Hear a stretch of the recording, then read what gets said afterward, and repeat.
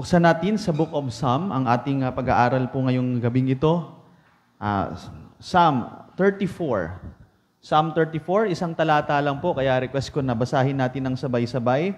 Psalm 34, at tignan natin yung verse 15. Psalm 34, verse 15, sabay-sabay nating basahin. Psalm 34, verse 15. Psalm 34, verse 15, ready, read. The eyes of the Lord are upon the righteous, and His ears are open unto their cry. Tayo po'y manalangin. Lord, marami pong salamat sa oras na ito at sa pangalawang araw po ng prayer marathon. At patuloy niyo po kaming sinasamahan at salamat sa iyong mga anak na nandito po at nakikita po yung unity sa amin, sa aming paglapit sa trono ng iyong biyaya. Kaya sa oras na to, Lord, sa amin pong devotion ay bigyan niyo po kami ng guidance. At again, Lord, ang aming paksa ay panalangin, pero kung hindi namin ito ma-apply sa aming buhay, ay masasayang. Kaya Lord, bigyan niyo kami ng wisdom na aming mga matutunan at mga paalala ng iyong mga salita sa kahalagahan ng panalangin ay makita po, hindi lang dito sa pagtitipon, kundi sa aming personal na pamumuhay, sa aming kanya-kanyang tahanan, ay matutunan po namin at maging regular na practice po namin ang pakikipag-communicate sa iyo na aming amang nasa langit. Lord, ito ang aming dalangin sa pangalan ng Panginoong Jesucristo. Amen. Makakaupo na ang bawat isa. Kung lalagyan ko po ng pamagat, ang ating pag-aaral ngayong gabi ay God's eyes and ears. At nakita natin kanina doon sa binasa nating talata in Psalm 34 verse 15 na sinabi doon, the eyes of the Lord, at sinabi rin na His ears are open unto their cry. Ngayon, mga kaibigan at mga kapatid, para bagang sa tingin ng iba, no, lalo yung mga skeptics ng Bible, na parang may contradiction ang Bible. Sapagkat, kung titignan natin, for example, in John chapter 4, verse 24, na tinuturo po ng Bible na ang Diyos ay Espiritu. Makikita natin yan sa John 4:24 na mismong ang Panginoong Jesucristo ang nagturo na sinabi niya, God is a Spirit. And pagdating din sa Luke 24 verse 39, si Jesus Christ mismo ang nag-define, ano ba pag sinabi nating Spirit? Sabi niya sa Luke 24:39, behold my hands, ito po yung nung kanyang resurrection na, no? Behold my hands and my feet, that it is I myself, handle me, hawakan niyo ko, sabi niya. Kasi napagkamalan siya ng kanyang mga disipulo na spirito, at sabi niya, and see, ito ang definition, for a spirit hath not flesh and bones as ye see me have. So sabi ni Jesus Christ, hindi ako spirito, hawakan niyo, meron akong katawan, meron akong physical body. Kaya lang kanina, doon sa binasa nating verse, teka lang, si God may mata siya, si God ay may tenga. Ano yan? Meron siyang physical body. In fact, kung kayo po ay familiar sa doktrina ng mga Mormons, ganyan kasi ang paniniwala nila na ang Diyos ay may physical body. Kaya nga even yung gods na sinasamba nila ay mga immoral, nagko-commit ng mga immorality. At buti na lang po ang God ng banal na kasulatan ay hindi po ganon. So, paano natin i-reconcile? Tandaan niyo po, pag-aaral ng Bible, meron pong mga tinatawag na figure of speech. At dito po, sa bahaging ito, pag si God ay gumagamit ng mga function na pangtao, meron tinatawag na anthropomorphism, no? Anthropomorphism, o tinatawag sa ibang mga aklat na anthropomorphic expression. So, pag sinabi nating anthropomorphism, na bubulol, figure of speech, sabi dyan, which attribute human forms, acts, and affections to God.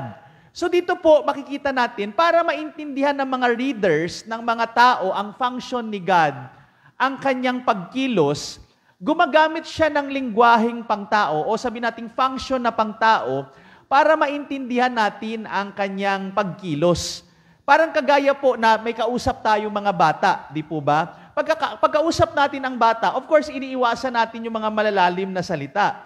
Gumagamit tayo ng mga mabababaw na lingwahe natin para yung batang kausap natin ay maintindihan po natin. Di ba? Kaya nga, minsan kung magsasabi ka sa anak mo, naku, na-stress na ako, ano yun, daddy, hindi nila naintindihan. Kaya minsan mag-iisip ka ng mga iba't ibang parang para maintindihan nila yung sinasabi mo. So, ganun din po pagdating kay God, although wala siyang physical na tenga, wala siyang physical na kamay at iba pang bahagi ng katawan, kagaya ng mga paniniwala ng mga ilang kulto, no? Kagaya ni Mr. Soriano, naniniwala siya, ang Diyos niya may puwet, pero buti na lang ang Diyos natin hindi ganon. Ang Diyos natin na Espiritu, at yun nga, gumagamit siya ng anthropomorphic expression para maintindihan natin ang kanyang pagkilos sa atin pong buhay. Nakakatawang isipin lang po, because pagdating sa mga pagano, sa mga Diyos-Diyosa na mga pagano, meron sila mga idols na tinatawag. At alam naman natin yung mga idols nila, may mga mata po yan, may bibig, no? Kagaya na makita natin sa picture. Kaya nga, even ang mga early Christians ay napagkakamalan silang atheist. Kasi syempre, ang mga pagans, sanay sila na ang kanilang mga Diyos-Diyosan, mayroong mga graven image. Pero ang mga mananampalataya kasi kahit nung una pa, wala tayong ganyan. Kaya nga hanggang ngayon, kita nyo naman, pinapractice pa din natin siya. Wala tayong mga hinulmahang mga idols dito sa ating pananambahan kasi walang ganyang teaching ang Bible. In fact, pinagbabawal nga ng banal na kasulatan yan. Pero sa mga pagans po, makikita natin, ang mga Diyos-Diyosa nila, ganyan may mga inanyo ang larawan. Pero makikita natin dito sa Psalm 115 verses 4 to 7, their idols are silver and gold, the work of men's hands. They have mouths, sabi ng talata, but, sabi diyan, they speak not. Eyes have they, but they see not. They have ears, but they hear not. Noses have they, but they smell not. They have hands, but they handle not. Feet have they, but they walk not, neither speak they through their throat. So ganyan po ang irony pagdating po sa mga pagano, meron ngang physical feature yung kanilang mga Diyos-Diyosan. Pero alam niyo, di ba pag gagaya ng mga panahon natin ngayon, humaharap tayo sa kalamidad, meron tayong mga ilang barangay dito sa Pasig na naapektuhan po ng pagbaha na yan. Alam niyo, nakakalungkot na eksena pagdating sa mga ganyang bagay. Makikita mo may mga lumilikas, hawak nila yung Diyos-Diyosan nila. Diba, kita nyo na lang, no? Biro mo, Diyos ang turing nila doon, pero pabigat yung Diyos nila. Binubuhat nila yung kanilang Diyos at dadalin doon sa evacuation center. Biruin mo yan, yung Diyos nila dinadala sa evacuation center. Pero salamat na lang, ang Diyos na sinasamba natin, hindi siya kinakailangang dalhin. Siya pa nga magdadala sa'yo. Siya pa magliligtas sa'yo at hindi mo siya ililigtas. So dito po, bibigyan natin ng pansin sa maiksing pag-aaral po natin, ang tungkol po sa mata at saka pandinig ng atin pong Panginoon. Ano po ang tinuturo nito sa atin, ito pong talata na binasa natin? Una po, ito'y nagtuturo sa atin ng kakayanan or capabilities or God's capabilities, ang kanyang kakayahan. Sabi ng talata, no, the eyes of the Lord are upon the righteous, and His ears are open unto their cry. Alam niyo, kagandahan sa ating Diyos, ang hirap isipin to sa part natin. Kasi ang God natin, naniniwala tayo, of course, sa monotheistic na God. Isa lang po yung God natin, revealed in 3 distinct persons. Pero yung one God na to na sinasamba natin, just imagine, ilan ang nananalangin sa Kanya? Ilan ang tumatawag sa Kanya? Ilan ang, kumbaga, nakikipag-communicate sa Kanya? Pero ito ang kakayanan niya, ito yung capability ng ating God, na talagang mamamangha tayo. Kasi kahit na milyon-milyon o bilyon-bilyon ang tumatawag sa Kanya, lahat ito ay na-entertain niya. Lahat ito ay sabay-sabay na napapakinggan niya. Ganyan po ka-powerful, ganyan po ka-sovereign, in control ang atin pong Panginoon. Kaya nga makikita natin dito sa Proverbs chapter 15 verse 3, the eyes of the Lord, anong sinabi ng talata? Yung Kanyang paningin are in every place. Walang sinabi po ang CCTV ng barangay po dito. Gaya nga ng mga kadalasan na nangyayari sa atin, pag may krimen, dito ka talaga matatawa, no? Kung kailan may krimen, saka po sira yung CCTV ng mga barangay. Kaya yan po nalulungkot. Kaya, kumbaga, karamihan ng mga CCTV, masakit mang sabihin, pero marami dyan props. Props lang po yan. Pero ang kagandahan sa Diyos natin, lahat po ng place, saan man po tayo naroroon, nakikita po tayo ng Panginoon at nagpapakita ito ng Kanya pong pagiging omnipresent. Dahil kahit saan po tayo, nakikita niya tayo, mga kaibigan at mga kapatid. Hindi lang yan, meron pang isang talata in Psalm 34 verse 4. Ano naman po ang sinabi ng psalmist po dito? I sought the Lord and He heard me and delivered me from all my fears. Yan ang blessing kay God. Kumbaga sa kanyang kakayanan, hindi lang po nakikita niya tayo, kundi kung tatawag tayo sa kanya, napapakinggan niya po tayo. Naririnig niya ang ating panalangin. Hindi ho tayo nagsasayang ng boses natin. Hindi tayo nagsasayang ng pakikipag-communicate sa Kanya. Pinapakinggan niya po ang ating panalangin. Kaya nga, di ba, familiar sa atin ng Jeremiah 33:3 na sinasabi niya, call unto me. Anong sagot po ng Diyos? And I will answer thee. Totoo po yan. Sasagutin tayo ng Panginoon. Bagamat may mga pag-aaral tayo na iba-iba ang pagsagot ng Panginoon. Pero ang point lang dito, sigurado pong sasagutin tayo ng atin pong Panginoon. Kaya makikita natin dito, ayan ang kakayanan ng atin pong Panginoon. Nakikita niya po tayo, napapakinggan niya tayo, ano man ang mga pinagdadaanan mo sa ngayon, ano man ang nararanasan mong problema, ito ang blessing. Nakikita ka ng Panginoon, pag lumapit ka sa Kanya, nakipag-communicate ka sa Kanya, naririnig ka niya. Hindi lang yan. Pangalawa po, makikita din natin yung care ng ating Panginoon. Of course, nakita natin dito sa talata na the eyes of the Lord are upon the righteous. Tandaan niyo po, sabi ng Bible, there is none righteous. Wala pong righteous sa atin. Lahat tayo ay makasalanan. Pero ang righteous na term sa Bible ay ginagamit po ito sa mga mananampalataya.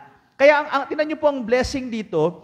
The eyes of the Lord are upon the righteous. Kaibigan, kapatid, kung ikay mananampalataya, kung ikaw ay nagtiwala sa Panginoon, nakikita ka ng Diyos. May pakialam siya sa iyo. Kaya nga sabi pa rito, and His ears, yung tenga ng Panginoon sa anthropomorphic expression, are open unto their cry.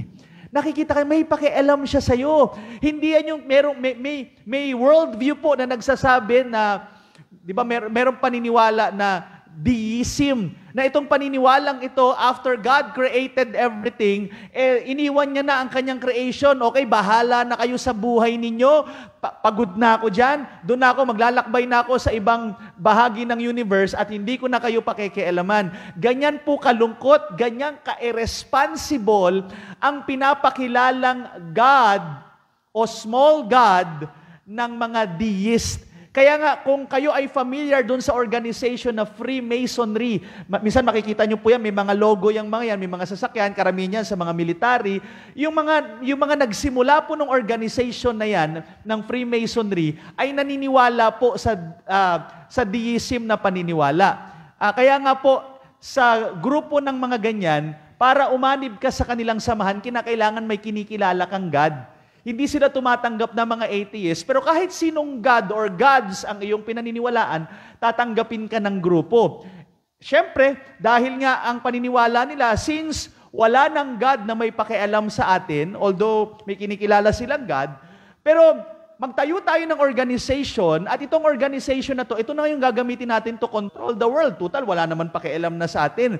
O busy na yung God na kinikilala nila. Pero thank God of the Bible, sapagkat ang Diyos na ating pinapaniwalaan ay may pakialam sa iyo at sa akin. Alam nyo, ang pinaka-the best na patunay na may pakialam sa atin ang ating Diyos ay walang iba kundi pinadala niya si Jesus Christ. Kung wala siyang pakialam sa atin, bahala na tayo, wala tayo maging panggatong sa impyerno.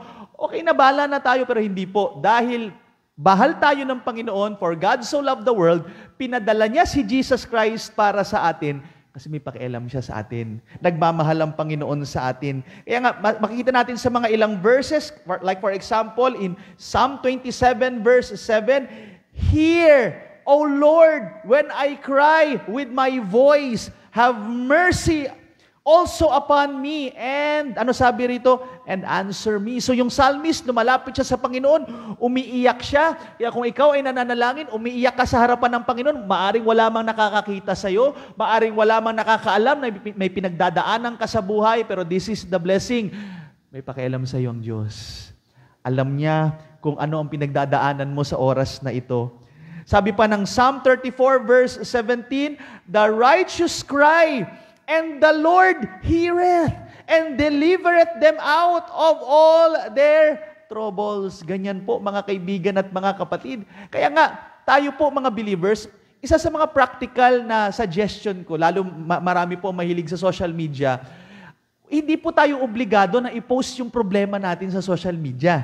Although marami pong gumagawa niyan, nagpo-post sila ng kanilang problema sa social media, ang magandang tanong naman sa kanila, nagkaroon ba ng solusyon? Actually, hindi. Kasi pag nag-post ka ng problema, matitrigger yung marites, ganyan lang mangyayari niyan. No? Matitrigger ang chismis. Kung may problema ka, lumapit ka sa Panginoon, i-post mo sa kalangitan, i-PM mo si God. Kausapin mo siya, sabihin mo sa kanya ang iyong problema. Kaya nga tama yung sinabi ng Psalm 55 verse 22, isang pamilyar din pong talata, ibigay mo po, cast thy burden upon the Lord, and He shall sustain thee, He shall never suffer the righteous to be moved. So ibigay mo sa kanya yung bigat na pinagdadaanan mo, yung hirap na pinagdadaanan mo sa ngayon, ibigay mo yan sa Panginoon. At ganun din po ang sinabi ng 1 Peter chapter 5 verse 7, casting all, sabi diyan, casting all your care upon Him. Itong maganda, for He careth for you. Bigay mo sa Kanya lahat ng problema mo. Kaya sa oras na to, sa mga nandito ngayon o nakikinig sa ating online live streaming, kaibigan, kung ikaw man ay may karamdaman na para bagang hindi nawawala yung sakit mo, na parang nawawalan ka na ng pag-asa, maaring narinig mo sa mga doktor na ang iyong karamdaman kumbaga, malapit-lapit na ang iyong expiration, pero huwag ka mag-alala, ilapit mo lang sa Panginoon. Hawak niya ang iyong buhay at higit sa lahat, kung ikay nanampalataya sa Panginoong Jesucristo, pati ang iyong kaluluwa ay siguradong patungo sa kalangitan. Ikaw man ay nakikinig sa ngayon, broken-hearted ka, no? Kumbaga may nag-reject sa'yo, lumapit ka lang sa Panginoon, ire-reject ka ng tao, pero pagdating kay God, hindi ka niya ire-reject, ganun ka niya kamahal. Okay? Maaring ikaw man po sa oras na ito, maaring yung bahay nyo ay lubog sa tubig. Maaring, kumbaga, pati second floor, maaring inabot na o wala kayong second floor, baha ang buong bahay. Lahat ng mga pinaghirapan mo, lubog, marami ang mga nasira, nawasak. Kaibigan, andyan ang Panginoon, handa siyang makinig sa iyo, lumapit ka lang sa Kanya. Okay? No, ikaw man ay namatayan o nawalan ka man ng prayer, ano man pinagdadaanan mo sa buhay, lapit ka lang sa Panginoon at handa siyang makinig. At meron siyang magandang pang pinangako sa Kanyang salita. 1 Corinthians 10:13, there hath no temptation taken you, but such as is common to man. Ito maganda. But God is faithful, who will not suffer you to be tempted above that ye are able, but will with the temptation also make a way to escape, that ye may be able to bear it. Tutulungan ka ng Panginoon para yung problema mo na yan, para bagang wala ng daan. Pero sabi nga ng isang awitin, God will make a way where there seems to be no way. Panghuli po, makikita natin, dahil ang Diyos ay meron siyang paningin, ang Diyos ay merong tenga, nagpapakita rin po ito that God is in control sa lahat ng mga bagay. Mga kaibigan at mga kapatid, ang Diyos po, since siya ay omnipresent, walang makakaligtas sa Kanya. Alam na alam niya ang pangyayari sa ating buhay. Kaya nga po makikita natin na parang sinasabi natin, Lord, may pakialam ka ba sa akin? Alam mo ba yung pinagdadaanan ko? Alam mo mga kaibigan at mga kapatid ko, meron bang nakakaunawa sa kabuuan ng iyong problema, si God ang nakakaalam niyan. At ito ang blessing, kontrolado niya ang lahat ng bagay. Kaya nga, reminder or encouragement sa atin ng Psalm 33 verse 18, behold, the eye of the Lord is upon them. Another term na ginagamit sa mga believers, that fear Him.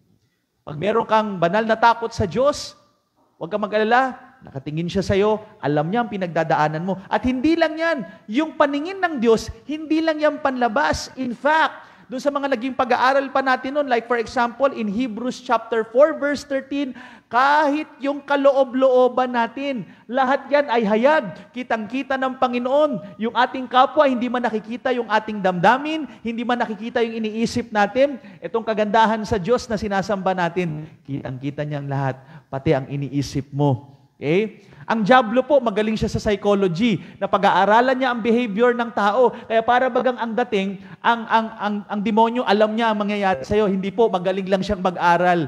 Kabisado ni Satanas ang kahinaan ng tao. Pero ito ang blessing, ang Diyos na ating sinasamba, alam na alam niya accurately kung ano ang future. Kaya magtiwala ka lang sa Kanya.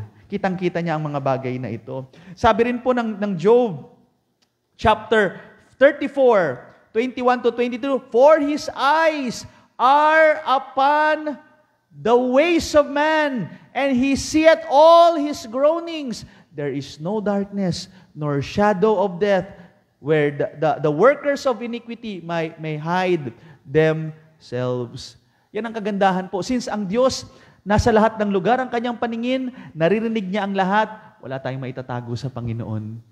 Ang blessing naman yan, kung ikaw ay nagiging tapat sa Panginoon, kahit na may mga problema, tapat ka pa rin, nananalangin ka pa rin, nagbabasa ka pa rin ng salita ng Diyos, makikita mo po, hindi yan masasayang yung ginagawa mong paglilingkod sa Panginoon.